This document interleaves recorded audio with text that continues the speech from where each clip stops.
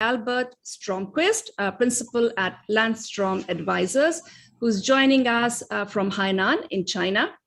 Narendra Taneja, a leading energy expert on India, who's with us today from New Delhi. And Bora Bariman, managing partner at Hormuz Straits Partnership, who is joining us from London. Welcome to all three of you, gentlemen. So crude was all sell on Monday. It was a bit of a wait and watch yesterday, but is it going to be buy today? As we see, since the start of the Asian morning, crude futures have moved up almost more than $1 for both Brent and WTI, almost 1.5% up.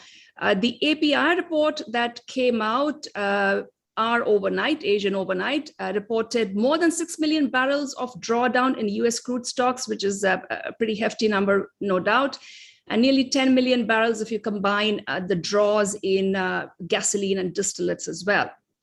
So looking ahead, there's going to be, of course, two big factors for crude later today, at least. One is going to be the Fed statement following the end of the two-day meeting of the US Central Bank.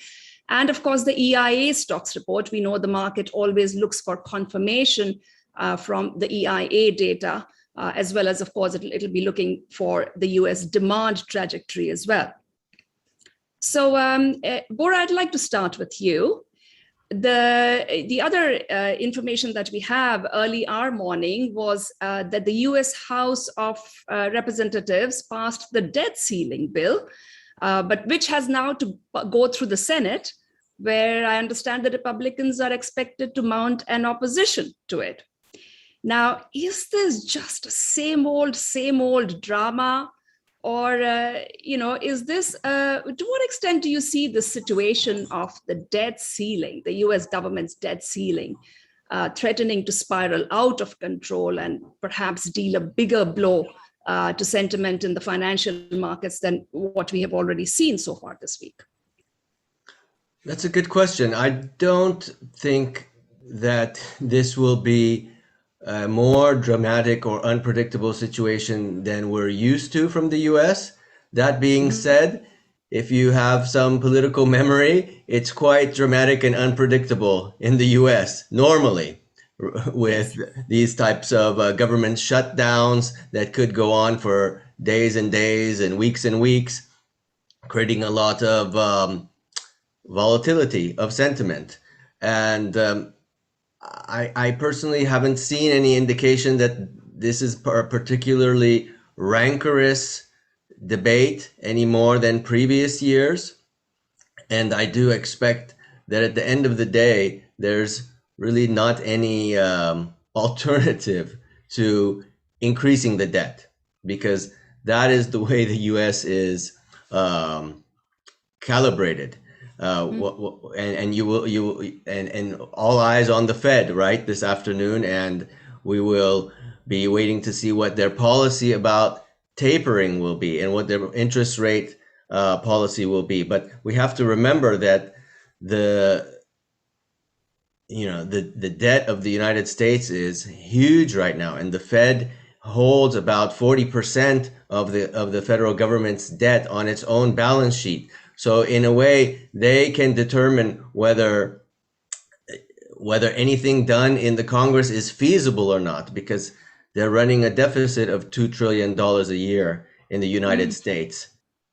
So having any type of, let's say, not tapering of Fed policy, but tapering of that deficit spend, which the Congress approves and the president signs into law, would have a very harsh impact on the US's economic prospects. So in summary, I don't think there's any alternative but to increase this debt. Right. Another sort of crisis that has been keeping the markets on its toes, Albert, has been, of course, the Evergrande's debt and a fear of Evergrande defaulting on debt. Nearly $300 billion, as I understand, this second largest property developer, but notoriously the most indebted property developer in the world, apparently. So from your perch, Albert, in in China. How do you see this playing out? There's been a lot of talk about China-wide contagion or even maybe global contagion. And if you would connect the dots for us of this sort of event in the Chinese economy to the Chinese oil demand recovery, can we even perhaps connect the dots there? Well, you've highlighted a very critical crisis, near crisis, at least a challenge that China is facing today. Evergrande is the poster child of the property market in China. They took it further than any other property developer. Not that the competition wasn't prepared to keep up with them head to head, but they got out in front of it and they borrowed enormous amounts of money and became the largest property developer in China at the same time that they were expanding into multiple other sectors, including automobiles and whatnot. That's brought them to a point where, as you're all fully aware, they are unable to meet their debt payments in currency. So they have resorted to paying debt in property, which is not a good thing. And at the same time, beginning to retreat from some of their non-core businesses. The question is, will they be able to restructure Evergrande in time to avert a bankruptcy?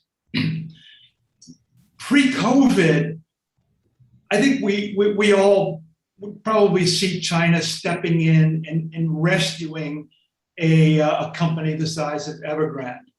But with China's new economic strategies and their focus on actually downsizing debt and bringing that risk into better balance, to rescue Evergrande at this point is going to send a signal which is completely contrary. But to do nothing at the same time is going to expose China to a much larger economic challenge. So it's going to be an interesting game to watch. What would your bet be on? Do you think the government will let it fail at all? I would bet that they would step in with some support with multiple conditions, right?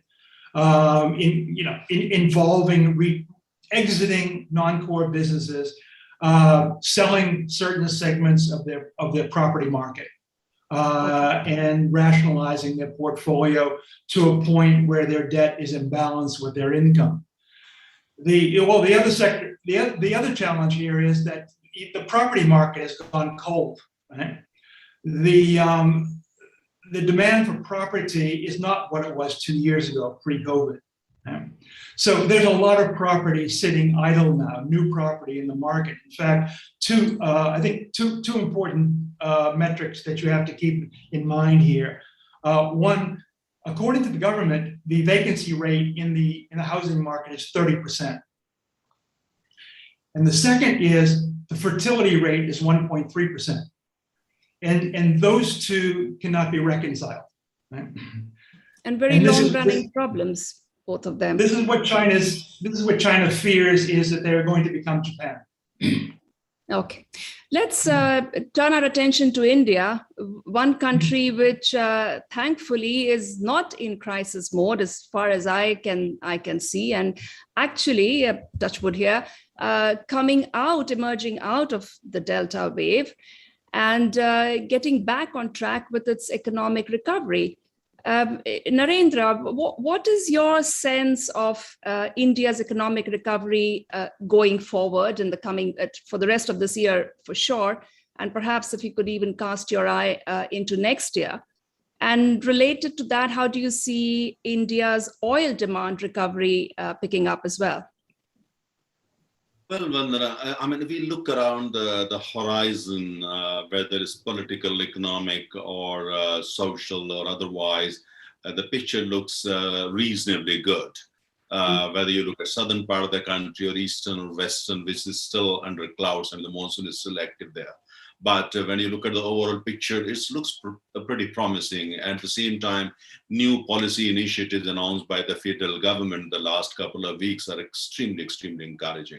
So when you talk with businessmen and policymakers alike in New Delhi or in Bombay, I mean, you actually get pretty good sentiments. And the people again going back to looking at India in terms of 5 years, 10 years, $10 trillion economy, $5 trillion economy, and so on and so forth. So I think, and our prime minister is also for the first time stepped out of India, is actually in the US, having interactions, among others, with the US president and other leaders, the French president, and so on. So which overall, I think it looks pretty good. I mean, Evergrande is very much in newspapers across the country today. Anxiety is there. You can see when you interact with people in, especially in the financial market. And at the government level also they're keeping a very, very close eye on it, because we may not have the best of relations with China, but China matters. We know that and we acknowledge that. But when it comes to oil prices and you look around, I mean, aviation is started looking pretty good. And I think in coming months, you will see aviation would be back more or less to about roughly 85%. The government has already allowed that. And my sense is that this is just domestic air travel, right? Yeah, absolutely. And domestic, as you know, is a big consumer of ATF. And because India is among the busiest domestic aviation markets. And my sense is that by February, end of February, beginning of March, aviation is more or less, unless there is a third wave and a crippling one, that's a different story. Hope not. But otherwise, I think the aviation will be back to more or less normal by middle of February. And when it comes to petrol is already back to normal. Diesel is still 100%? Yes, is it 100%? Petrol is back. Yes, it's 100%, because you see the people prefer their own mode of transport. They are avoiding public transport. Those who would take out their cars or motorcycles, let's say once a week, they're taking out every day now, just to avoid being in crowded spaces, just at public transport. But diesel is struggling a bit. It's still struggling a bit hard.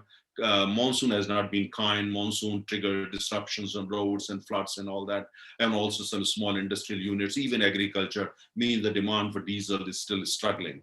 And I think we'll have to wait and see before diesel demand is more or less back to normal. It's probably going to be a struggle maybe till Diwali time. And between Diwali and Christmas, I think their demand should be back to normal, hopefully. But unless, as they said, there is a third wave, as some doctors keep talking about. But overall sentiment is pretty strong. And we know we know the crisis that some countries are facing. We also realize the kind of news that you get from different parts of the world. But I think overall, since India's economy is more driven by domestic demand, overall sentiments in India are back to almost normal, and people are taking their plans out of their deep freezer and freezer and so and so forth, and basically reworking them, organizing capital, reopening factories, and looking at future plans with tremendous hope. And that includes, by the way, oil company. But that's just one area of worry that they don't talk about in public. There is a strong public opinion these days in India that is in favor of renewables, not necessarily favor, but there is a kind of narrative gathering, traction that renewables are more or less about to replace fossil fuels. So that's putting a huge challenge for oil and gas companies in particular, and coal companies even more, in terms of, more organizing, mobilizing things. But that's something that needs to be handled at later stage. But overall sentiments, as we talk today, are pretty good. Yeah, that's good to hear. And the point you mentioned about just like sort of a public swelling of, it's almost emotional, that high time we changed over to cleaner, green energy alternatives. I think that's India's in the same boat as everybody, all other countries across the world. Let's turn our attention to the Fed again. Of course, big looming, lots of, I was going to say question marks, but question marks in plural. Bora, sometimes I struggle to understand what is it that the market wants to hear from the Fed. Is tapering a sort of a foregone conclusion now, when it's going to happen and roughly at what pace? Or is the market going to be tuning in to hear more about the tapering, or is it the interest rate hikes? And does the market want to hear more or less? Does it want Jay Powell to be soothing, or does it want Jay Powell to be brutally honest? If you could just sort of, shed some light on this, and what do you see how the market wanting from the Fed? See, the market, I don't know who it was it John Maynard Keynes? It's animal spirits, right? So the animal spirits have been happy to have this injection, not even an injection, basically a hose Yes. right into their vein of stimulus. So with this, markets have been rising. They've been exuberant. Let's step back. What is the Fed concerned with? They're concerned with employment and inflation. And we have a situation where inflation is 5.4%. The interest rate that you can get for your money in the bank is maybe at best 0.25%.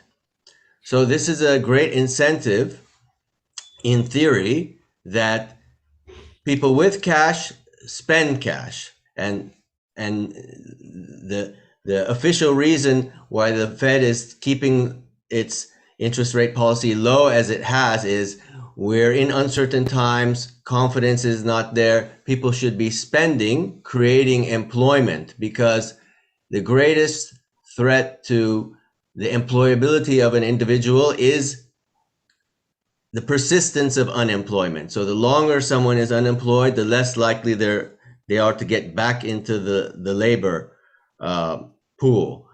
Sure. So this is the experiment that's being run. But the outcome of the experiment is that the inflation is high and the employment rate is not rising to the expectation of Jay Powell, the chairman of the Fed. He says not enough employment has been created.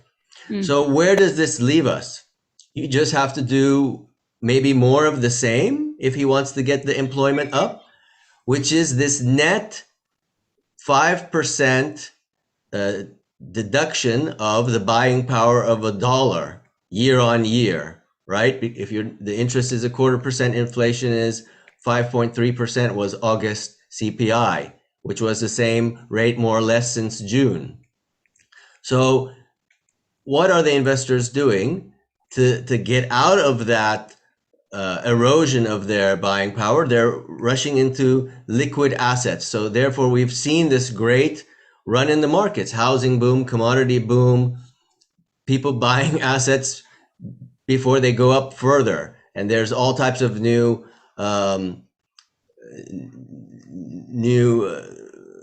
catchphrases have come out, fear of missing out and the rest. So people are piling on the, but I think the real reason for this policy, the theory is just to keep people employed, but the real reason is the nature of the US government's fiscal and financial position.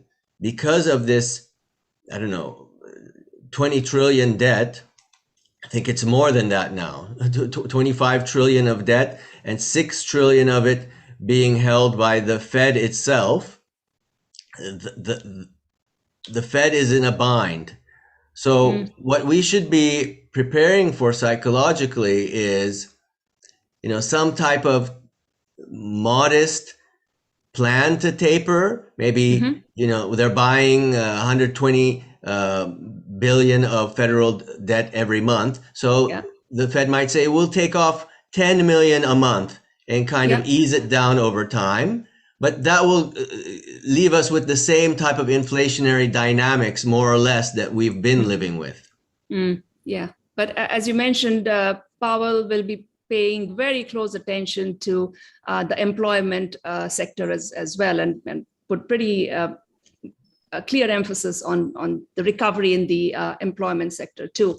Because the unemployment rate is not that high. It's just that the employment rate is not good. We don't have the same number of people employed as before. So he's fixated on that. And if we see this great jobs rush bringing us back to pre-COVID levels, certainly there will be a serious tapering and potentially interest rate rise. But because the market doesn't expect that, we will continue to have this inflationary rally, most likely, until at some point it needs to be corrected, right? But we don't know when that will be.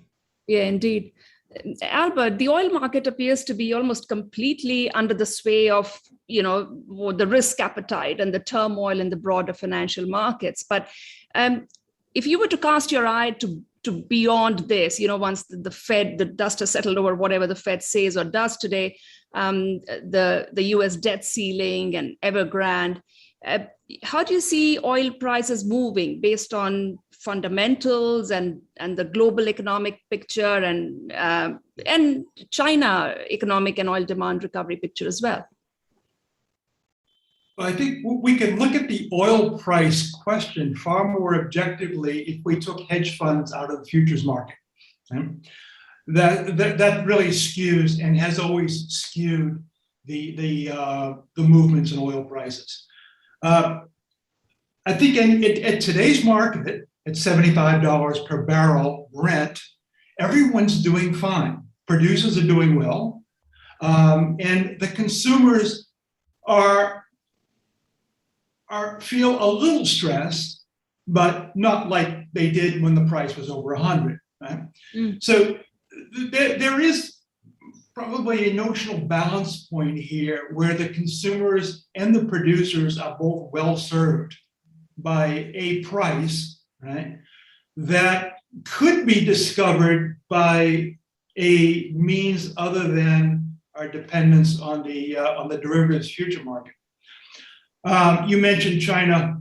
Look, China's been seen as kind of a cornerstone of the oil industry growth here through maybe a year or two ago. But China, by its own admission, is now setting its oil consumption targets near where they're currently floating, 14, 15 million barrels a day. In fact, Vandana, you mentioned it earlier, China has set 16 million barrels a day as a strategy for peak consumption in 2026. So that piece of growth in the oil sector is sliding away as well. And I think that's a great development that China is finding novel ways to wean itself from crude oil. Yeah. As to the rest of the world, whether they can fill the gap, that any other countries can fill the gap, India will continue its oil demand into the foreseeable future and will continue to grow its demand. But I think oil has to be looking realistically at a plateau as we progress here through the current decade at 100 million barrels a day, and probably not much more aggressive growth beyond that. Now, check back with me in a couple of years and we can have a good laugh over that. But at 100 million barrels a day and $70 or $75 a barrel, I think the world, indexed obviously for inflation, if you will, the market's well served, consumers and producers. Yeah. I think after China, of course, the attention will be on India, naturally, the third largest oil consumer, and to what extent India is then is able to get into the driver's seat, as it were, to drive global oil demand recovery and growth for let's say the next 10 years or so. Narendra, I'd like to ask you a sort of slightly related question. It's also kind of China-India dynamics, but not precisely that. So we had China create a bit of a stir in the oil markets last week by announcing its maiden release of crude oil from government's strategic reserves. And though it was just a small amount, about 7.38 million barrels, but it is in terms of strategy, it's interesting because clearly China is saying it's willing and intends to use its oil reserves, just like it's been using its metal and agricultural product reserves to tame inflation. Do you think India, and I do understand that India's strategic reserves are still relatively modest, but do you see India ever going down the same route of using the strategic reserves essentially to temper high oil prices? Well, I think we're not there yet. For maybe in 4, 5, 6 years from now, but we have tried in a different way, in the sense that recently, when the oil prices started moving northward, we did actually sell a part of the crude reserves, and but that was more to make a small profit and then to buy oil again, and so that was a completely different strategy. I think we are not there yet, you see, and because in India the scenario is quite different when it comes to oil consumption, and for that matter fossil fuels, because we still have per capita energy consumption is very low, and per capita even fossil fuel consumption is very, very low. And we still have roughly, many experts may not agree with me, but my own calculation is we have roughly 1 billion people who probably, if you go by the kind of, depend which parameter, but probably you can call them energy poor, in the sense they are not able to get the amount of energy which, as being a democratic country, I think they're entitled to. But they have some, access to some energy, but there's let's say only 5% of amount of energy that people consume in big cities like Delhi and Bombay. I'm talking, of course, to upper middle class and all that. So which means that's a huge area.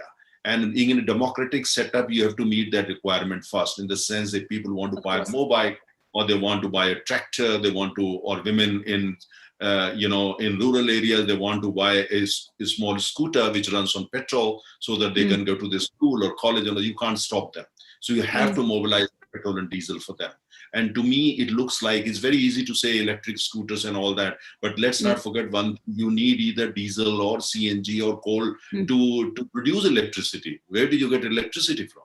You see, indeed. So in India, we use fossil fuels mostly to produce electricity. 70% of electricity that we consume, including for electric vehicles, is coming from coal. So basically, you are consuming coal, fossil fuel. And so these are the questions. So therefore, our situation is quite different. My own sense is that in time to consume, we are going to import and consume more petrol, diesel, turbine fuel, and so on and so forth. And at the same time, we will start producing more electricity using renewable, sources. We will be doing that. So we are going to emerge as a major player in terms of renewables, and a leader, in fact, leading many countries. But at the same time, that would not be happening, if I might use the expression, that the cost of petrol or diesel or even coal. So because the demand is huge, here we are talking of a market of 1.36 billion people, out of which roughly 1 billion are still energy poor. Being a democratic, you have to mobilize affordable energy for them. And at the same time, you have to, in the global community, you have to negotiate and navigate this battle called, look, you got to do more in terms of renewable, you got to do more in terms of emissions and so on and so forth. So it's a huge, tough challenge. But I think the most important thing is to first and foremost mobilize energy. And still, when it comes to the narratives are different, talks are different. When you look at the reality on the ground, when we talk of energy, you are still talking mainly of oil, natural gas, and coal-fired electricity. That's the Indeed, scenario. that is the situation. Debate. So China and India are completely two different planets. So therefore, comparisons very often are very, very difficult. Absolutely. At this juncture, I think let's quickly have our survey question and invite the room views on the whole turmoil in the financial markets. So we have seen markets rattled this week by the troika, as I've been calling it, the Evergrande contagion fears, the Fed's plans to withdraw stimulus, and the looming expiry of the US government's debt ceiling. What do you think the next few weeks will bring? More of the same and continued volatility in the markets, or a major downward correction across the risk assets, or renewed optimism and a rebound in risk assets, perhaps even as early as the latter half of this week. So please vote on that. And while we wait for the results, Bora, I would turn the same question, the survey question to you. What does your crystal ball say? I voted volatility. You know, we're in this feedback loop where we've put in the stimulus, the markets will be exuberant, but we've had this inflation accompanied by growth, right? Over the year on year, great growth. But in 2022, are we going to have the same rate of growth that we had in 21 over 2020? I don't think so. We'll have a deceleration of the economy, whether it's in China or the US or Europe. I don't know about India, but certainly you can't have this bounce 2 years in a row. So what will the Fed do, right? They need to continue to be loose, actually, because they want to avoid falling into recession. So the weaker the economy is, the more they have to be expansionary, which drives inflation, which drives this mania in markets. So And it's a vicious circle then. I think it will be in a vicious circle for a while. So you think no interest rate hikes in 2022? When do you see the first rate hike? I don't see an interest rate hike in 2021. And there could be a hike if we have good employment, strong growth. Let's pray for that. Let's pray for the hike, because this is normalizing economics. But I do see a deceleration of growth in 2022. So if we haven't really gotten back to normal in 2021, will we have the same growth rates, job creation in 2022? I'm not sure. Yeah, that is indeed a big question. Let's see what the room said on the same point. Wow, majority with you, Bora. We'll have more of the same, unfortunately. Which means we're confused and I can't predict the future, right? and we admit it here, 63%. Let's say we're all equally confused and we are almost all equally a bit pessimistic as well. Okay, with that, I think we've come to the end of the half hour. Thank you so much for participating and your excellent insights, Albert, Narendra, and Bora. And thank you for all those who joined us in the webinar today. See you same place, same time tomorrow. Thank you, Vandana. Thank you. Bye-bye. Thank you.